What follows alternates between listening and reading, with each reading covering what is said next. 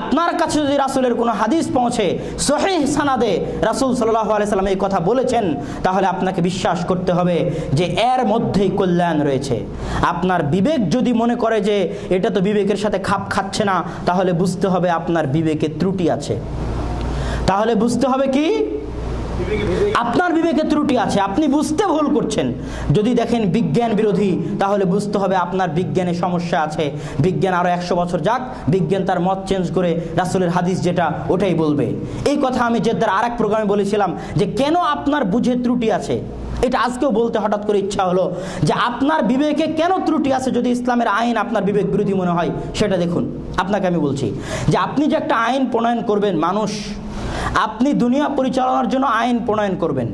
একটা আইন প্রণয়ন করার জন্য কমসে কম এতটুকু অভিজ্ঞতা থাকা উচিত যে আমি যে আইন প্রণয়ন করতে যাচ্ছি, এই আইনে পৃথিবীর ইতিহাসে যখন থেকে পৃথিবী তৈরি হয়েছিল তখন থেকে না আজ পর্যন্ত কেউ এই আইন প্রণয়ন করেছিল কিনা, এবং এই আইন প্রণয়নের ফলে দুনিয়াতে শান্তি প্রতিষ্ঠিত হয়েছিল না অশান্তি প্রতিষ্ঠিত হয়েছিল, এই ইতিহাসের জ্ঞান আপনার থাকা উচিত।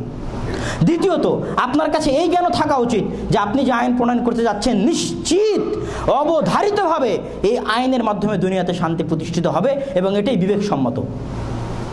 কিন্তু আপনি তো এখনই জানেন না যে এখন আপনি বেঁচে থাকবেন না মরে যাবেন, কালকে ঘুম থেকে উঠবেন না এটাই তো জানেন না। তবে এটা কিভাবে জানবেন যে এই আইন প্রণয়ন করলে শান্তি হবে কি হবে না? এটা তো ভবিষ্যতের খবর। একটা ক্লাসের সিলেবাসই মুখস্থ করতে পারেন না। আজ লাখ লাখ হাজার হাজার বছর হচ্ছে পৃথিবীতে, এই পৃথিবীতে কখন কোন যুগে কোন আইন প্রতিষ্ঠিত হয়েছিল, কোন আইনে শান্তি আসবে, এই জ্ঞান আপনার কাছে কোত্থেকে আসবে? এই ইতিহাসের জ্ঞান। তৃতীয়ত, আপনার আবেগ আছে, আপনার মধ্যে অহংকার আছে, আপনার মধ্যে হিংসা আছে, আপনার মধ্যে বিদ্বেষ আছে। কথা আমার বুঝতে পারছেন না? আপনার মধ্যে স্বার্থপরতা আছে। এগুলো অন্তরের রোগ। প্রত্যেকটা মানুষ এই রোগ নিয়ে বড় হয়। তাহলে হিংসা নিয়ে, আবেগ নিয়ে, স্বার্থপরতা নিয়ে, বিদ্বেষ নিয়ে, রাগ নিয়ে আপনি কিভাবে সারা পৃথিবীর সকল মানুষের জন্য একটা সার্বজনীন আইন প্রণয়ন করতে পারেন? পারেন না। কিন্তু একমাত্র একজন সত্তা রয়েছে যিনি অতীতের সকল জ্ঞান রাখেন, যিনি ভবিষ্যতেরও জ্ঞান রাখেন, যিনি এই জাতীয় আবেগ, স্বার্থপরতা, হিংসা, বিদ্বেষ থেকে মুক্ত, যিনি আপনাকে সৃষ্টি করেছেন। কোন আইনে আপনার জন্য শান্তি আছে, কোন আইনে আপনার জন্য কল্যাণ আছে, এটা তিনিই ভালো বুঝেন। আর তারই রাসূলকে মুহাম্মদ সাল্লাল্লাহু আলাইহি ওয়াসাল্লাম, তিনি যদি কোনো কথা বলে যান যে এই আইন এটা করতে হবে, তাহলে আপনাকে বিশ্বাস করতে হবে। যদি আপনার বিবেক বিরোধী মনে হয়, বিজ্ঞান বিরোধী মনে হয়, তাহলে বিশ্বাস করতে হবে আপনার বিবেকে বোঝার ত্রুটি আছে, আপনার বিজ্ঞানে ভুল আছে। কেন? সেই যুক্তি আমি কিছুক্ষণ আগে আপনাদের সামনে পেশ করলাম। এই জন্য সম্মানিত উপস্থিতি, আমি আপনাদের সামনে বলতে চাচ্ছি যে রাসূল সাল্লাল্লাহু আলাইহি ওয়াসাল্লামের সুন্নাতের অনুসরণ আপনার শুধু পরকালীন কল্যাণ নয়, আপনার জন্য ইহকালীন কল্যাণও বয়ে নিয়ে আসবে। শুধু পরকালীন কল্যাণ নয়, আপনার জন্য ইহকালীন কল্যাণও বয়ে নিয়ে আসবে সুন্নাতের অনুসরণ। কিভাবে?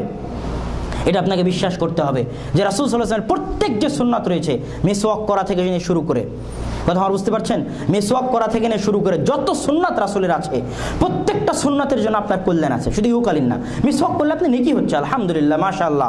আপনি যদি 5 ওয়াক্ত সালাত আদায় করেন, তাহলে আপনার জন্য জান্নাত আছে। আরও যত নেকির কাজ আছে, সুন্নাতের কাজ আছে, সবগুলোর জন্য পরকালে আপনার কি আছে? নেকি আছে।